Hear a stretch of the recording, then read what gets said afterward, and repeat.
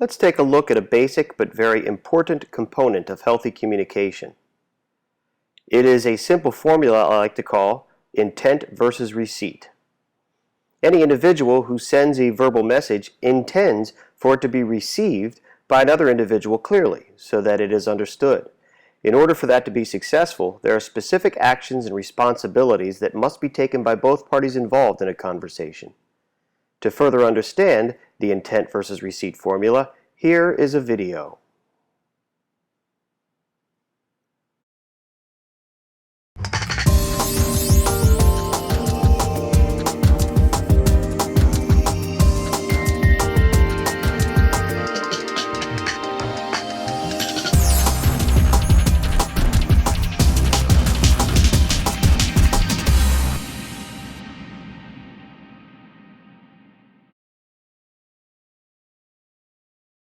To illustrate this, Aaron and Bryn will show us what it looks like.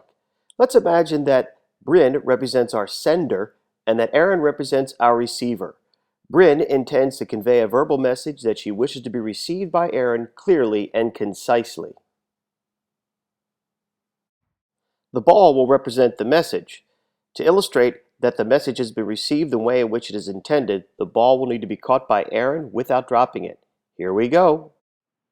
As you can see, the ball is being tossed back and forth without difficulty. This represents a conversation that is going well. Intent and receipt are in sync. The result is basic, healthy communication.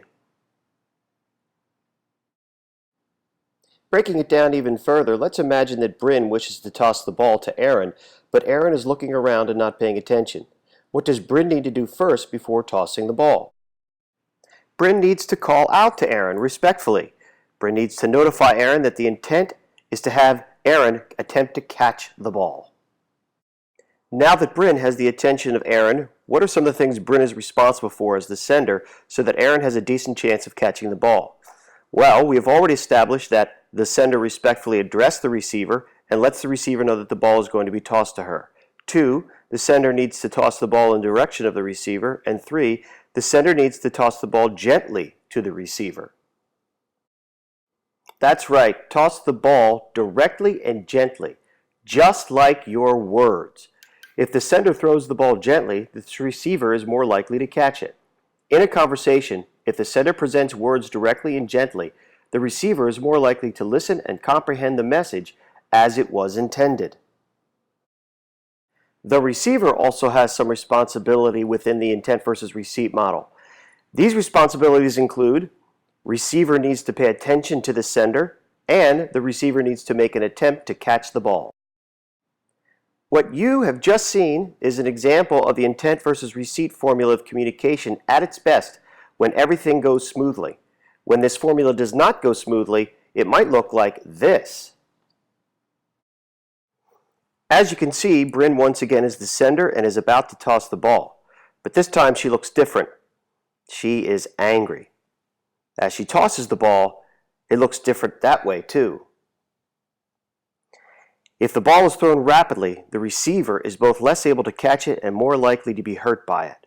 In a conversation, rapid, harsh words spoken by the sender can also result in difficulty and pain. Additionally, rapid, harsh words can increase carelessness so that a message may end up anywhere and create damage on a broader scale.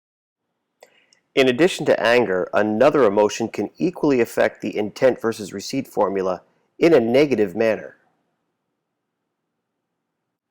Take a look at Bryn this time. She does not appear to be angry. Instead, she appears to be afraid. Because of her fear, she does not toss the ball at all and instead holds on to it. As time passes, the ball becomes a nuisance and gets heavier and heavier.